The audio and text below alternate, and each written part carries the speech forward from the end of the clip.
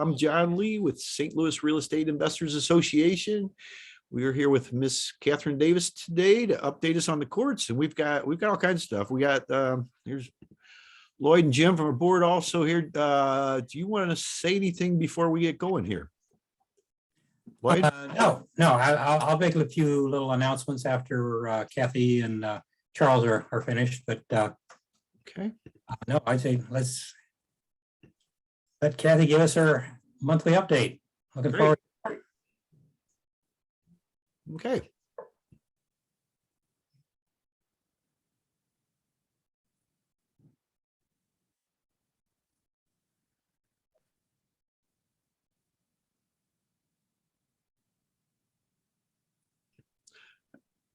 Are you guys ready for me to start?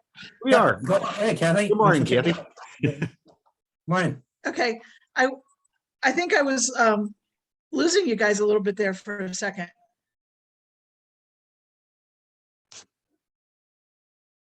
Okay, so and I'm so glad that that you are going to have Charlie Hinderliter with you after me, because he's wonderful, and I know that his that STLREIA's initiative to get some uniformity in the various municipalities in the county is absolutely wonderful, and I totally support it.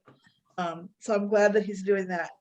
I don't have a lot new with the courts. Of course, they were closed Wednesday and Thursday because of weather, and they were opening late today. So we missed a couple of eviction dockets. In the city, the judge actually popped on remotely Wednesday morning, and Chris convinced him to continue all of our cases only 2 weeks, so we won't lose that much time. In the county, nobody popped on. Christine was there in case, so we don't know when those cases are going to. We seem to be having, we have a little, we're having a little lag coming out of the pandemic, going back to our prior customs of, landlord cases get a priority to be set, they're set for trial within a week, that kind of thing. That's really not happening yet. And it might not ever happen again. We're not sure. Our county judge is giving us trial dates usually in 2 to 3 weeks, which is not awful, but it's not the 1 week we're used to. And we have a new judge in this. For the most part, in the city and the county, dockets are blended. They're either, you can show up either remotely or in person. We have impressed the judges, I think, with our ability to settle in-person cases really quickly for the most part. So I think that they are starting to bless the idea that we want to be in person as much as possible. With our circuit court cases and that kind of thing, some of those judges, I don't know if we're ever going to see them in person again. It's kind of amazing how quickly they've adapted to being behind the shield of a computer and not have you in person in their court wanting stuff. If anybody has any questions, I'll be happy to take them. I don't have too much else new that's going on. Hi, Kathy. Shenlu here. I have a tenant. He changed the locks and didn't give us a key. So we sent out a notice to terminate the lease due to violation on December 23rd. So, in the January 11th, we finally got the key. So that's after 10 days. And he also has a dog violation and being sued someone in the U City. So even we got the key back after 10 days, can we still evict him?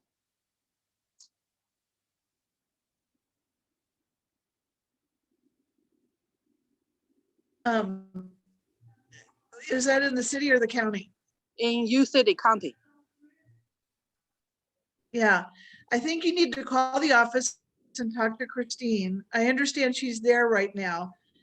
She's probably going to want to look at your termination notice and everything and see if it is, if it comports with the law. I can tell you that there might be some judges who will not uphold termination based just on the locks being changed when you did get a new key. Christine knows our current judge in the county better than I do, and she might have a feeling about which way he would go on that. but the tenant also has a lease, the dog violation, an unlicensed dog at a house being sued by U City. That's also violation of the lease, the same house. Yeah, I would say call the office and talk to Christine. Like I said, she's there. I don't know how long she's gonna be there, but she's there right now. And Okay. she'll want to look at your termination and your lease and everything and see if you complied. I Okay. just saw something in the chat about somebody getting summoned to jury duty, I guess. We've been having juries in the county. I started a jury trial in September. We settled it quickly while we're in the middle of voir dire, but we have been having juries. They did cancel them for a couple of weeks in January because of the Omicron virus, but I think that they're back now. I mean, I think juries are the thing. And Bruce, if you need to get out of jury duty, call me next week and I can help you with that. I would say go serve if you can, because we need more people like you guys on these juries. So, and it gives you something to tell at the cocktail parties for a while, how your jury experience was. Oh, and also my general advice about jury duty is get there early so that you can sit by a plug and bring your charger, because you sit a lot. You sit in the big jury assembly room, you sit in the individual jury room, you sit in the hall, you sit here and there. But if you can get a good seat in the jury assembly room and be by a charger, you could be there all day before they send you out to a courtroom. So be prepared for that. Anybody else got anything? Yeah, Kathy, I got a question for you. Hi, Dwayne. Hi, sorry I was late. My alarm just went off, but I did I was foreclosing on a deed of trust with Chris, and he explained to me how all that worked, and now I understand the mechanics of that a lot, and how, we've been led to believe that you can make money on those, and you can't really if you're the person who owns the property. So my question is can you do a deed in lieu, and how does the mechanics of that operate? And does that stop you from having to give any profit back to the person who gave you the deed in lieu?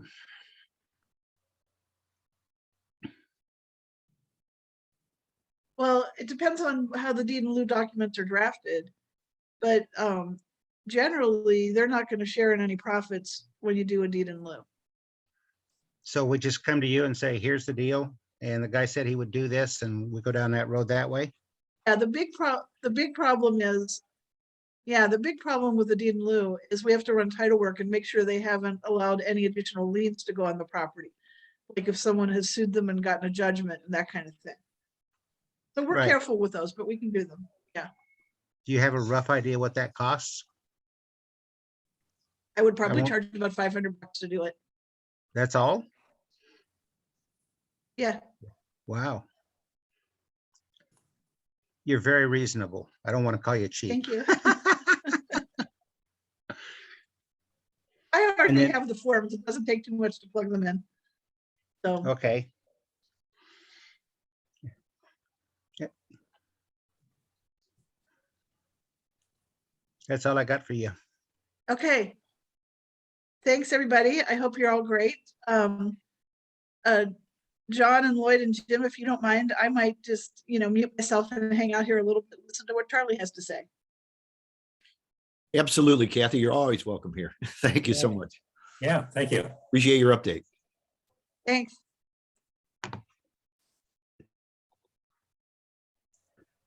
Okay, I guess we're ready for Charles. I guess we have to thank David Soto for connecting us with the with Charles, and telling us that he's been aware of what Charles has been doing with the St. Louis Realtors, trying to get some commonality between the different codes from all the municipalities within St. Louis County.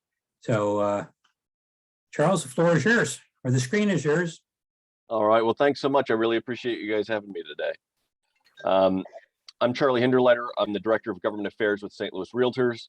And anybody else had a problem that working in 89 days in St. Louis County can be a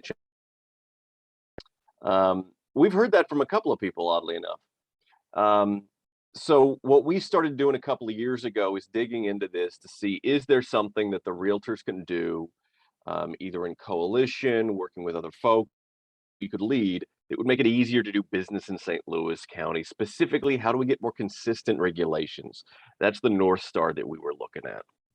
And after digging into this for a couple of years, we've really been putting a lot of effort into this, especially since June of last year. And I'm going to drop a link in the chat. Last October, we came out with a building code report where we looked at commercial building code, residential building code, mechanical, electrical, plumbing codes, and property maintenance codes across St. Louis County. Because as it turned out, nobody knew how many code books we had active in the county. Nobody had a list. So one, we hope this is a list that's helpful for folks like you that, you know, if you need to know what electrical code any particular jurisdiction's on, you've got that. But we have 42 code books active across those 6 areas. That seems high.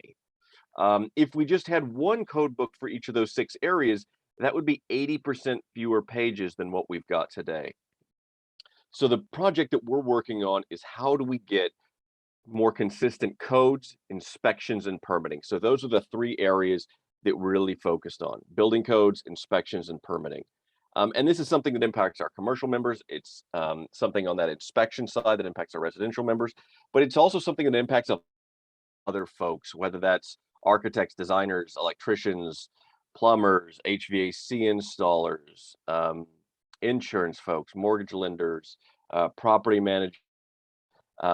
So what we're working to do right now is build out a coalition to help us do this right, because we don't by ourselves have the expertise to do this. So what we want to make sure that we've got the right people around the table to make sure that we can come up with a solution that really hits this from a lot of different angles. Find out the right path to try to address that policy issue or policy issues, and then hopefully have a coalition that's got the muscle to get it done. This coalition, so you guys are in the know here, it's met once. Our next meeting is a week from today. So this is brand new as of about 3 weeks ago. The coalition is called the Safer, Simpler St. Louis County Coalition. And we have 8 initial members right now. And we may pick up another as soon as next week, and we expect more to join over the course of what we expect to be a multi-year effort. So we've got the Associated General Contractors of Missouri, the Missouri Association of Plumbing, Heating, Cooling Contractors. We've got the Missouri Growth Association, Plumbing Industry Council, St. Louis Apartment Association, St. Louis Realtors, Urban Land Institute St. Louis, and the U.S. Green Building Council Missouri Gateway Chapter. But there's a lot of other groups out there that we're talking to, meeting with, and frankly, a lot more that are on our list that we need to meet with as well. So kind of what we're trying to achieve is this: how do we good faith conversation with a variety of stakeholders to figure out what's the right way to do this? Last fall, we met with 85 municipal officials trying to get their input, because we know that if we're going to be successful, we've got to get it not only from the industry side, but from the municipal side. This is not a new problem. 50 years ago, last November 1970, St. Louis County had a charter amendment on the ballot that was backed by St. Louis Realtors that would have created a uniform building code system in St. Louis County. And that was rejected 60-40, with the municipal league leading the effort against that. So our goal now is, how do we try to find common ground with the municipal league? And how do we get their input? So even if maybe we don't have common ground to the degree we'd like, how do we make sure that we're seeing this from all perspectives, and we're really trying to make sure we're doing this in an intelligent way? We want to, at the end of the day, we want consistent codes. We don't know what that's going to look like yet. Is that countywide? Is that something we're doing at the state level? But how do we consistency in those building codes so we don't have these 42 different code books that are active? How do we deliver quality and consistent inspections and permitting that's going to benefit residents and professionals alike? How do we make sure that citizens have access to healthy and safe buildings? How do we improve economic development opportunities by modernizing our process of building codes and making it easier to how do we grow small businesses' capacity to operate efficiently by bringing predictability and transparency to codes, inspections, and permitting? And we also want to make sure that municipalities still have the authority that's most important to them, which we think is their ability to look and feel of their community. zoning and architectural review boards by and large. How to make sure that they can keep that, but maybe give up that piece that is inherently complex when it comes to building codes. We're working on finalizing a second report right now that we hope to release probably 2 to 3 weeks from now, where we look at other cities that are peers to St. Louis. Yeah, spoiler alert, nobody does it like this. 43 states have statewide building codes. Missouri is one of only 7 that doesn't. But as it turns out, Kansas and Illinois are 2 others that don't. So, you know, our major metro areas are all in areas that don't have that. Found is we've got 3 factors that together really impact this. 1, we've got no statewide building code. 2, we've got a highly fragmented region with a lot of governments. But 3, those governments, even if they're small, have a lot of power. So for instance, Cook County is the Chicago area. They have 130 municipalities. They've got that fragmentation. They've got that same no statewide code, but they have to have home rule cities that have particular power given to them that they wouldn't otherwise have. Here in Missouri and St. Louis, we have, so in St. Louis County alone, 2 municipalities with 1,000 people or less. We have 11 with 500 people or less, and our 10 people. 10. It has authority for building codes. Our governments, no matter how small, are given the responsibility of this, and it's something they don't have the capacity to do. So we found these 3 areas. We don't think we're fixing fragmentation on this one, but is there a way to look at either shifting that power away from the municipalities, or is there a way to do something more consistently on the state level? That's what we're going to be exploring probably over the next couple of years. But one of the things that we're really looking forward to is how do we hear about how this works for folks that are dealing with the system every day. So if you go to that chat, there's a place to tell your story. You can type a story in, you can upload video, you can upload audio. But what we're really wanting to do is hear from folks like you.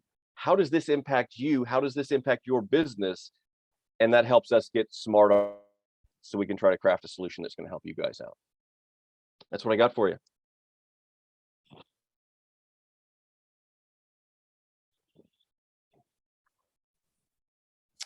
Wow, sounds like quite a big job you got on your plate there, Charles.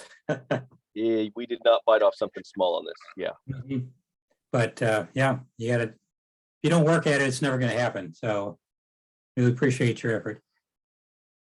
Okay, and you said, are you meet on a weekly basis, or your meeting, your next meeting is next week? Next meeting of the coalition's next week, but that was more the point that you guys are really going to be in the know on this one. Our goal is to probably meet about monthly, but it's one where there's a lot of activity going to be happening. We've got 2 subcommittees, and we've got a third that we're about. Because one of the things we want to do is work with St. Louis County to find out what are best practices when it comes to inspections, and how do we raise the level of service in this county. So that's one of those parallel pieces that we're going to be working on almost immediately. Okay.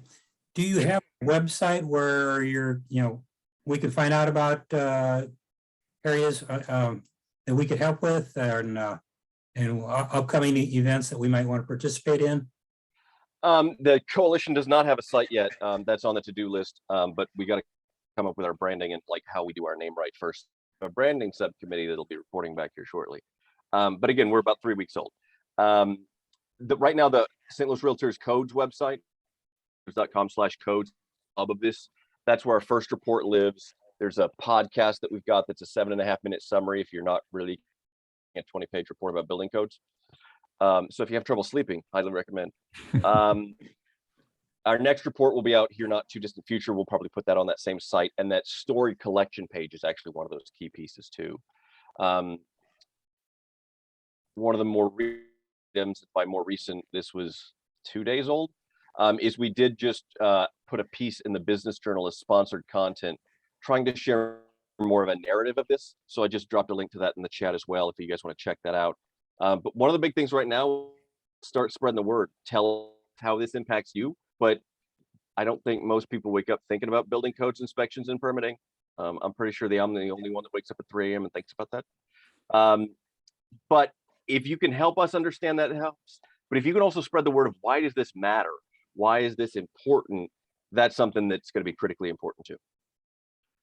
Charlie, is there any opposition to this already, or We originally had an idea of doing a St. Louis County Charter amendment this year that would have shifted codes, inspections, and permitting, taken it away from the munis and put it to the county.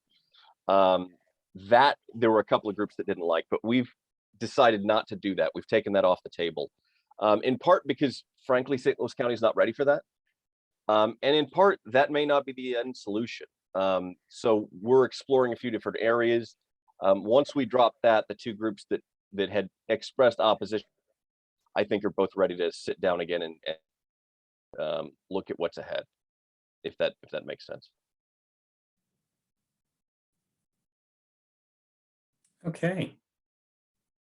No, appreciate you coming on with us, Charles. And yeah, I read some of the things on your St. Louis Realtors site before you came on, and we'll post those links on our website. Share those with the rest of our members that may not be here today. And yeah, I personally would support that. I run across that in the years that I've been landlording. Drives me crazy. Even the subjectivity, even when you do have in the same municipality, just the subjectivity from one inspector to another is bad enough to deal with. But and then you have properties across various municipalities, and yeah. Absolutely. And one of the things we think is going to be important is how do we get consistent training and certification for those inspectors? Because even if you have the same code, the interpretation can vary dramatically. So there's a lot that I think is going to go into how to strive towards that consistency. Oh, yeah. Yeah. Like I said, I ran into that. Consistency between inspectors would be a great help too, along with having it across the municipalities. So. Anybody else have any questions or for Charles? Or well, we got him here. Sounds like it's still in the early stages, so he's got a lot of questions himself that are unanswered. So that's maybe. Right. Honestly, a big part of it right now is making sure we're asking the right questions even before we try to figure out all the answers. Yeah, appreciate your effort, and we might have you on back from time to time and give us an update on what. Maybe in one of our big meetings where we meet live once a month too. So happy to do so. Okay. Yeah. Appreciate Charles, we can get a hold of you through that www.stlrealtors.com pages codes. Yes, and you know what? Let me drop my contact information in the chat too, if that's helpful. That would be. Mm-hmm. All right, my email and cell are in the chat.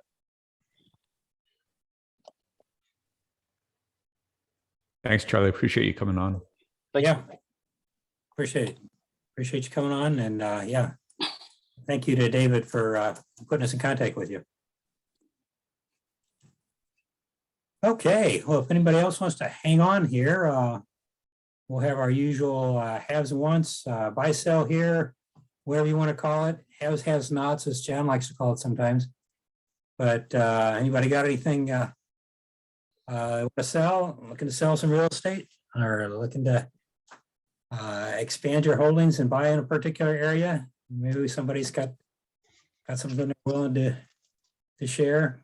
And we'll give a little update on our February 15th meeting, our live in-person opportunity, but it'll be hybrid also with Zoom on February 15th. Right now we have Amy Zeter from Old Republic Title. It's going to be talking about some of the advantages of title insurance, why you need it, what it does for you, and the whole process. A lot of us seasoned folks may need to get brushed up on what the latest regulations are on title. The newbies may not even know what a title company is. So I'm sure she'll have some great information to share with everybody. And we're also trying to line up a staging company. And I know some last year we had some of our landlords that have been especially had single family houses that saw the value of their property going up and decided they couldn't resist anymore and put it on the market to sell. So we get and we've heard multiple times before that if you got a house well staged when you're marketing it, it really adds to the value and marketability of your property. So if you're thinking about selling in the springtime, this might be a good time to start making plans for it, lining up your staging company, because I'm sure the good ones are going to be busy. So anyway, looking forward to that. In the meantime, anybody thought of anything that you want to talk about here today?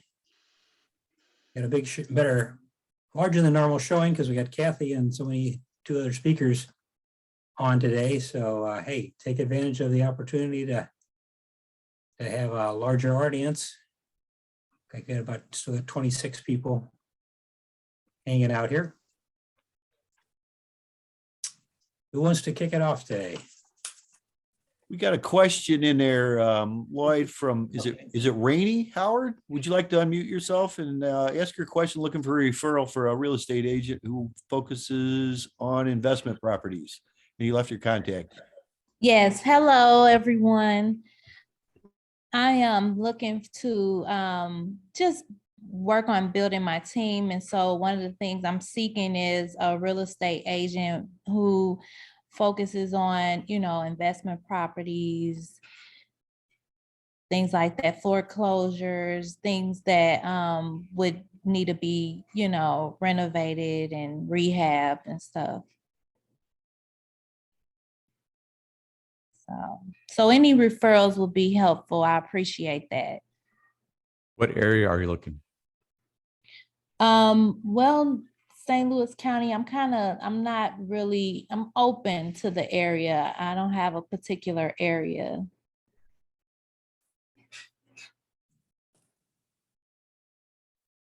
Okay. If anybody's got their a realtor that they work with, that's really Yeah, good. that's pretty much what we do. We work with investors and not only just manage their properties, but we help them find new properties or sell the ones that they've got. So we don't have an agent in that market right now, but that doesn't stop us. We still do business up there, and I'm gonna put Jessica's information in here, and you can contact Jessica. Okay, I appreciate that. Thank you.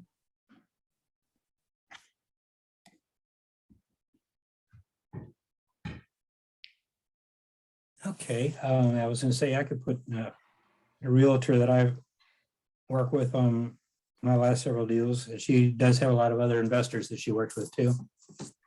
And she goes all around St. Louis County, St. Louis City, in St. Charles, where most of my business. Okay. Let me- Oh, okay. I'll put her, let me look her up. Everybody else has got anything to share, go ahead. I'm gonna look her up on my text here. I'll pass it, I'll put it in the chat.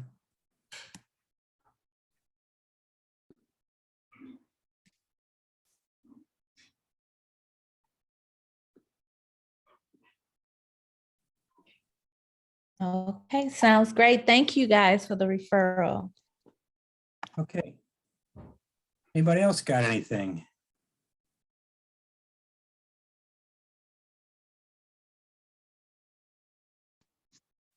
Hi, this is John Collins. I have something I'm looking for. Hey, John. Hi. I'm looking for a 2 or 4 family turnkey. At least one of the units would need to be vacant. I'm looking in like the U City, Maplewood, South City, more like around the hill, probably not further south than Gravois. Like I said, I wanted it to be turnkey. At least one of the units would have to be available, and 2 or 4 family. Just need to throw out, I am licensed, so I do see what's on the MLS, but check and see if there's anything else out there. Okay, you want to put your contact information in? Yeah, can you type it in? I'm not able to put it in. Oh, okay. I'm just putting my realtor in, or Jeannie Bassett's my realtor this is for Rainey. I'm going to go and put that in. My number is 314. John, okay. Hold on. Oh, sorry. Okay, 314. 324 3 7621. 7621. Okay, Thank you. actually, there's John's contact. You got a multifamily turnkey? Correct. Yes. Yes, it is neat. Okay.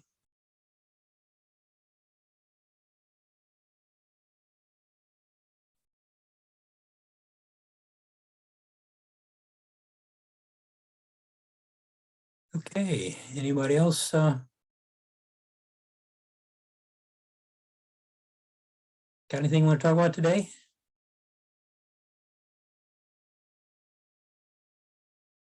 I was just waiting for the snow to melt so I can get out and to stretch your legs. Anybody working on anything? Anybody need contractors? I have good luck with contractors. That's always something we could all use a couple tips on, it seems like. Mhm. Inside work, I'm guessing.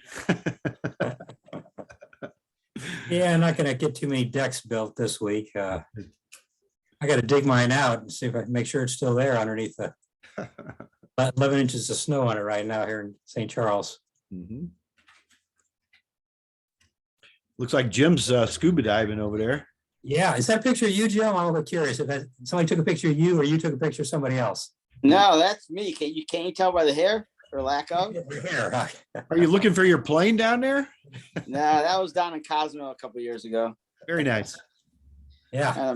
Mix up my backgrounds every once in a while, just like you do, John. Yeah, I got snow today, and it's not Yeah. too far off from the truth. I'm trying to think of that and trying to stay warm. Yeah, absolutely. Cozumel would be a great place to be right now. Yeah, we're thinking about going there in April, end of April. Mhm. Are you going to fly down there yourself? And Not in my plane. No, I would be afraid to have my plane down in Mexico for many reasons. Got it. Hmm. All right. Anybody working on anything? I have a question. Sure. This is Denise. I'm just closed yesterday on a duplex that I'm rehabbing. Just wondering, because I'm doing long distance investing, just wondering about kind of the standard practices for contractors in St. Louis. So I've been told that particularly like electricians, the HVAC, roofing, those kind of contractors are wanting 50% down to even get on their books. So is that a common practice in the area, and then what kind of down payment are you seeing your GCs are asking for in the area? I don't know. Anybody got any recent experience there? I haven't done any big projects where I had a general contractor on lately. I kind of do my own subcontracting. And of course, HVAC, I've got a couple of guys I've done business with for a long time, and they never asked for anything down until the job was complete. But seems how if you're out of not a resident, out of state, you're new, that may be an issue.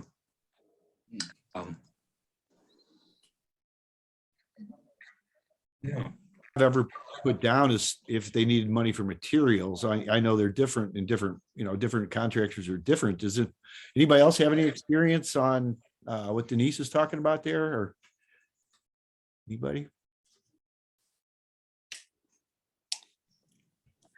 My experience was if I hire a contractor, if they're really a viable contractor, they have their own money to work with.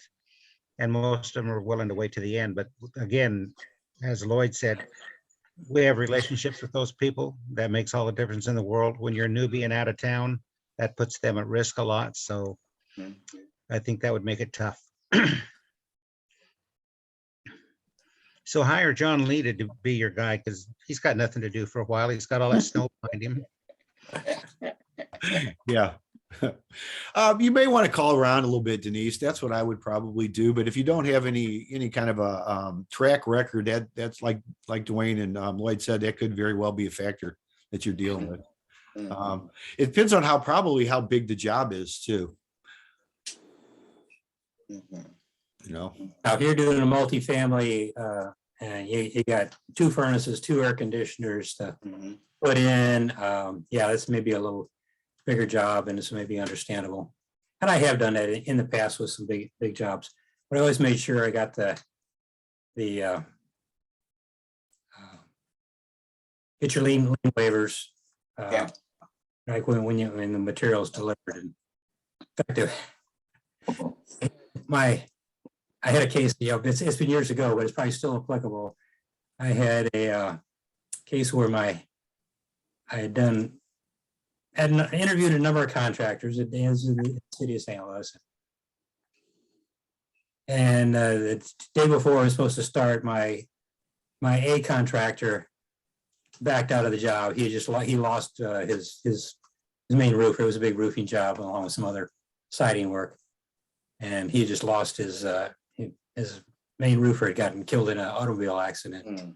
But he kind of begged off, said, I can't handle this now. And so then I went to my plan B contractor. I was a little leery about him, but I saw some of the work he did. If he really did it, it was okay. But I was a little shady about, he wanted more money up front.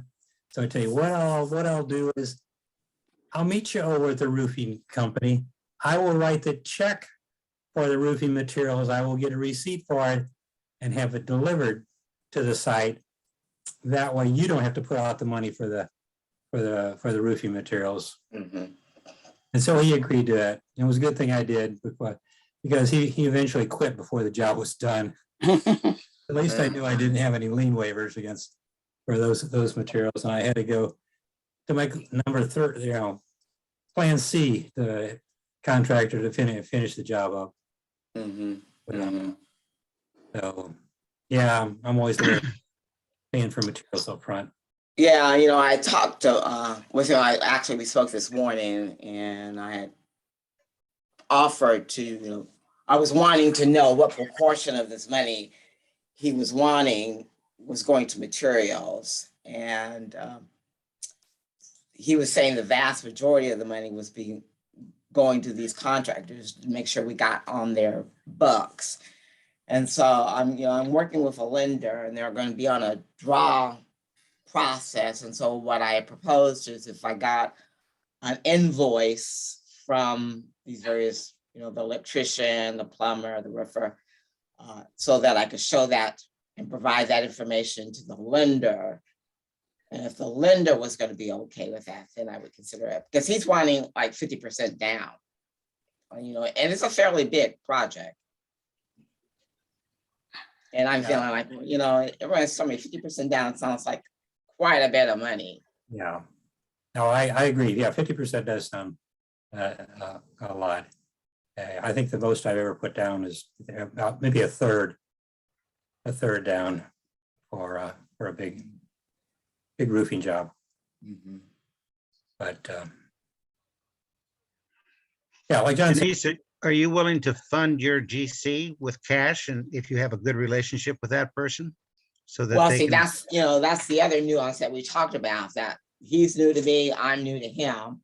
And so I do understand that there's a need to put a deposit down.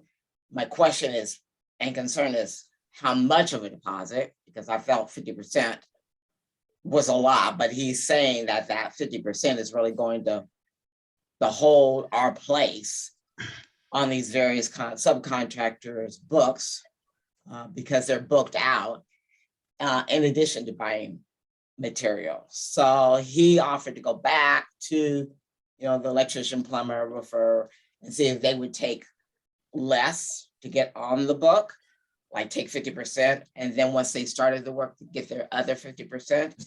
And then I offered to go back to my lender and say, this is what I'm running up against. Would you disperse based upon an invoice from these contractors? So that's kind of where we're at the moment.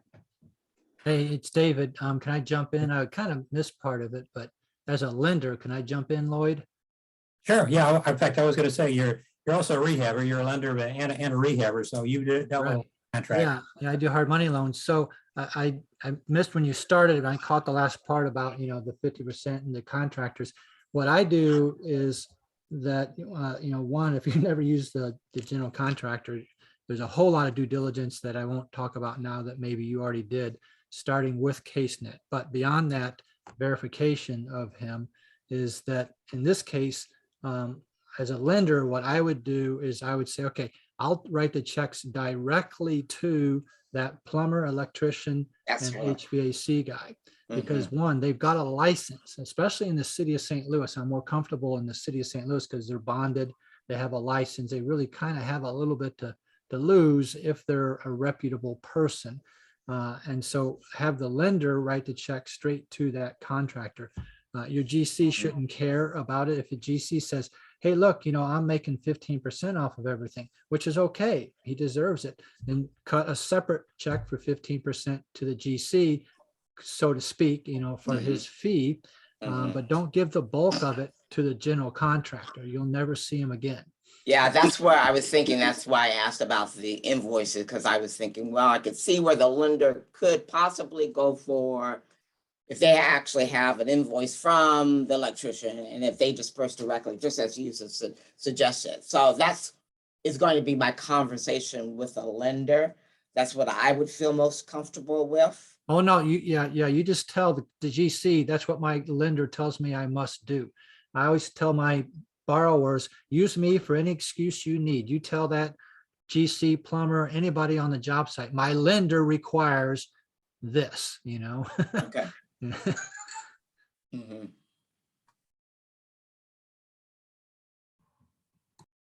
Okay, well, I hope that gave you a Yeah, thank you. Thank you. Denise, okay? Yeah. Okay, and good luck on your project. Yeah. That's Yeah, great thank you. advice right there.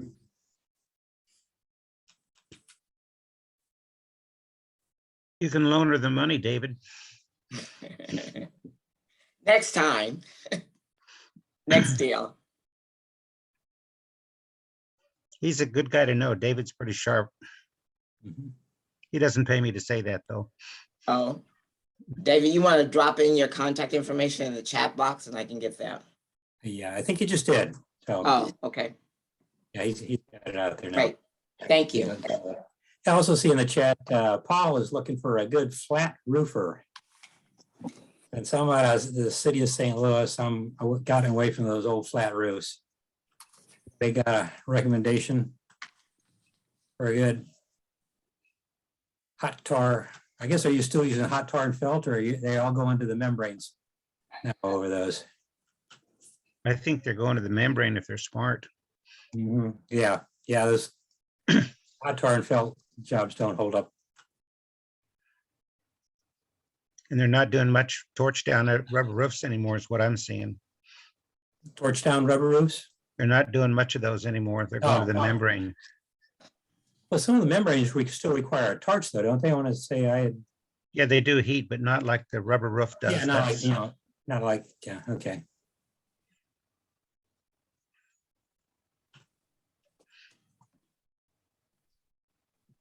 Okay, anybody else got anything? All right, got a recommendation for Paul? No contractor?